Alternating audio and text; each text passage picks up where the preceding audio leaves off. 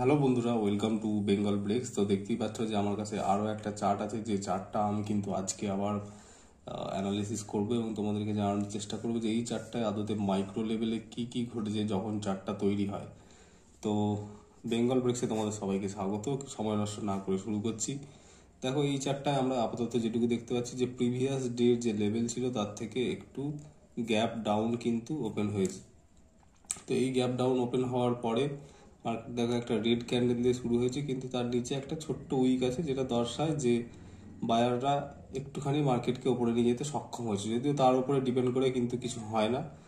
তো তারপরে দেখো, তার পরের ক্যান্ডেলটা খুব লক্ষণীয়। এই যে মাইক্রো লেভেলের খেলাগুলো, এগুলি তোমরা লক্ষ্য করতে শিখলে তোমাদের কাছে ট্রেড নেওয়াগুলো আরও বেশি ইজি হয়ে যাবে বলে আমি মনে করছি।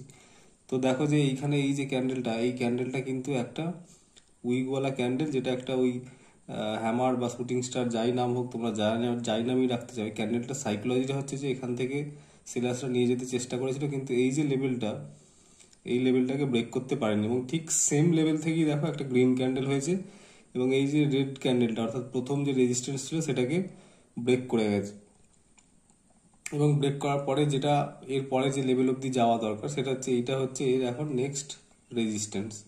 তো দেখো সেইখান অবধি কিন্তু মার্কেট যায়নি, বা হয়তো গেছে কিন্তু পরে। তো তারপরে দেখো এখানে একটা গ্রিন ক্যান্ডেল হয়েছে, এটাকে ব্রেক করেছে, এখানে গ্রিন ক্যান্ডেল হয়েছে, তারপরে একটা এনগলফিং ক্যান্ডেল হয়েছে রেড। এবং সেটা হওয়ার পরে মার্কেট আবার এই লেভেলটা কিন্তু নিচে আসতে পারেনি, এখান থেকে আবার একটু একটু করে উপরে গেছে। এবং এই যে রেজিস্ট্যান্স যেখান থেকে এনগলফিং ক্যান্ডেল হয়েছে, সেখানটা থেকে আবার রেড ক্যান্ডেল হয়ে মার্কেট ফিরে আসতে চেয়েছে। তো এখান থেকে খুব সহজেই দেখো এখানে একটা ছোট্ট মিনি একটা 1 মিনিটের ট্রেন লাইন টানলে নিশ্চয়ই এখানে একটা ট্রেন লাইন পাওয়া যেত। এবং এই ট্রেন লাইনটাকে ব্রেক করার পরে মার্কেট এই যে সাপোর্টটা ছিল, এই সাপোর্টটাকে টেস্ট করার জন্য এখানে অব্দি এসেছে। এবং আস্তে আস্তে এখানে এসে দেখো এখানে একটা ছোট্ট রিট্রেসমেন্ট হয়েছে, এবং এই রিট্রেসমেন্টের পরে এটাকে ব্রেক করেছে, ব্রেক করে নিচের দিকে যাওয়ার চেষ্টা করেছে। এগুলো সবই কিন্তু মাইক্রো লেভেল, এগুলো বড় লেভেলের নয়, কিন্তু এগুলো যখন বড় লেভেলের হবে তখনই কিন্তু ট্রেড পাওয়া যাবে। এবার ট্রেড পাওয়ার জন্য এই যে রেজিস্ট্যান্স বা ট্রেড পাওয়ার জন্য এগুলো হয় বড় লেভেলের হতে হবে, অথবা এই এক একটা যে ট্রেন লাইন আর কি, ট্রেন লাইন বা এই যে কি বলবো আপ ডাউন যে মুভ, সেই মুভগুলোকে একটা দুটো বা তিনটে লেভেল হিসেবে টেস্ট করতে হবে। এই যে রেজিস্ট্যান্সটা এখানে মাত্র ছোট জায়গায় দুবার টেস্ট করেছে, তার বেশি কোনো ট্রেড হয় না। এটা যদি আরো দূরে গিয়ে কখনো তিনবার টেস্ট করে, তখন হয়তো একটা ট্রেড নেওয়ার কথা ভাবা যেতে পারে, তাও সেটা সিনারিও বেসিসে। তো যাই হোক, এখানে এসছে, এখান থেকে আবার গ্রিন ক্যান্ডেল হয়েছে, ছোট্ট রেড ক্যান্ডেল, আবার গ্রিন ক্যান্ডেল, আবার এখানে একটা মিনি জোন তৈরি করেছে, সেই জোনটাকে ব্রেকআউট দিয়েছে। এবং ব্রেক করার পরে মার্কেট দেখতে পাচ্ছি যে এখান থেকে আবার একটা এনগলফিং ক্যান্ডেল আছে। এই এনগলফিং ক্যান্ডেলটা যেটা বোঝাচ্ছে যে মার্কেট কিন্তু আবার অন্তত এই লেভেলটার জন্য যাচ্ছে। এই লেভেলটা এখনই বলতে পারছি না, কারণ এটা পুরোটাই একটা রেজিস্ট্যান্স জোন। কিন্তু এই যে নিচের লেভেলটা অর্থাৎ এই প্রিভিয়াস ডে গ্যাপ ডাউনের জায়গাটা এবং এই লেভেলটা পুরোটাই কিন্তু একটা রেজিস্ট্যান্স জোন।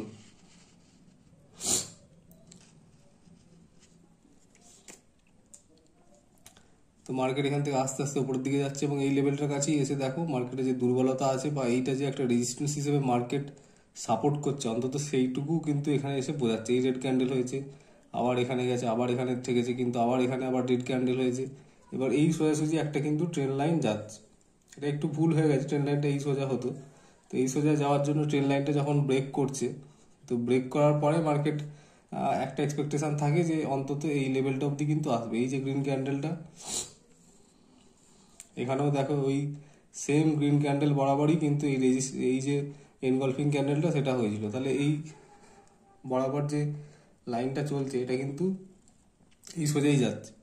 এই লাইনটা যদি কম্পিউটারে কাটা হতো এই সোজাই যেত, এবং এইখানে যদি ট্রেড নিই তাহলে আমার টার্গেট কোথায়, টার্গেট হয়ে যাচ্ছে খুব কাছে, বা এই লেভেলটা এটাও গোটাটা কিন্তু একটা রেঞ্জ। তো এই যে রেঞ্জগুলো, এই রেঞ্জগুলো চিনতে শিখতে কিন্তু হবে মার্কেটে। যখন তুমি ট্রেড নেওয়া শুরু করছো তখন কিন্তু এই রেঞ্জগুলো তোমাকে চিনতে শিখতে হবে। তো এবার এই রেঞ্জটার কাছে যখন এলো, এখান থেকে আবার সাপোর্ট নিচ্ছে মার্কেট, নিয়ে ওপরের দিকে যাচ্ছে, আবার নিশ্চয়ই এই রেঞ্জের মধ্যেই ফেসে যাবে। তো এই যে ফেসে যাওয়া দিনগুলো, এই ফেসে যাওয়া দিনগুলো হচ্ছে বন্ধুরা অপশন বায়ারদের জন্য সব থেকে ভয়ঙ্কর দিন। এবার এই সমস্ত ভয়ঙ্কর দিনগুলোতে কিন্তু তোমাকে ভীষণই অ্যাক্টিভ থাকতে হবে, এবং মাথা পরিষ্কার রেখে ঠান্ডা রেখে কিন্তু নেক্সট দিন বা নেক্সট সেট আপের জন্য ওয়েট করতে হবে। সব থেকে বেটার হচ্ছে নেক্সট সেট আপের জন্য ওয়েট করা, তা না হলে কিন্তু টাকা পয়সা এখানে ভীষণভাবে খোয়া যেতে পারে।